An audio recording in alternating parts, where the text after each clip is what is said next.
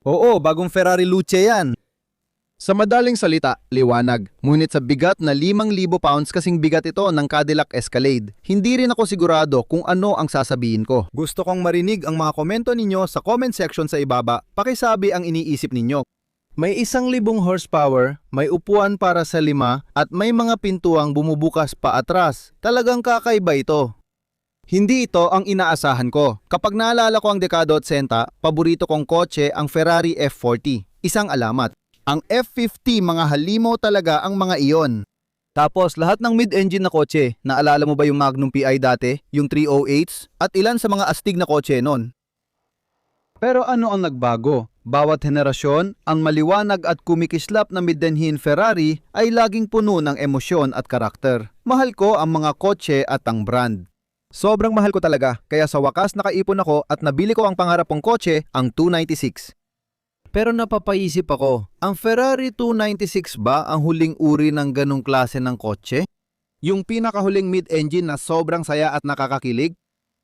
Hindi ko alam. Gusto ko marinig ang opinion mo kasi lahat ng mga supercar noon ay talagang kamangha-mangha.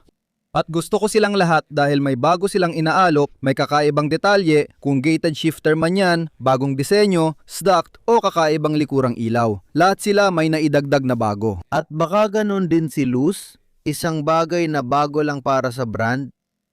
O ito na ba ang direksyon? Gusto kong marinig ang opinion mo tungkol dito kasi alam mo, sinusubukan ko pa ring unawain at tanggapin ang nakita ko sa bagong inilabas.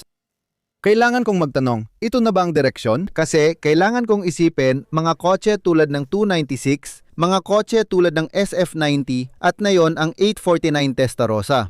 Isipin mo, ano ang susunod pagkatapos nito? Ang 296 ay tatagal pa ng 3-4 na taon kaya aabot yan hanggang 2029 o 2030.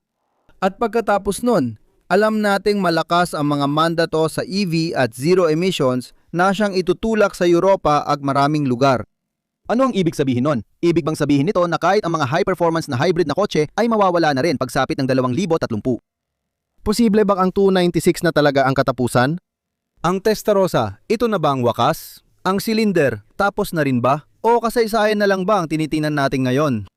Ito na ba ang katapusan para sa mga kotse na minahal at pinalagahan natin mula sa pananaw ng isang car enthusiast? Ilagay sa comments ang opinyon mo tungkol sa bagong Ferrari Luce. Puro kuryente, 1,000 horsepower, solid ang range. Pero ito ba talaga ang hinahanap mo?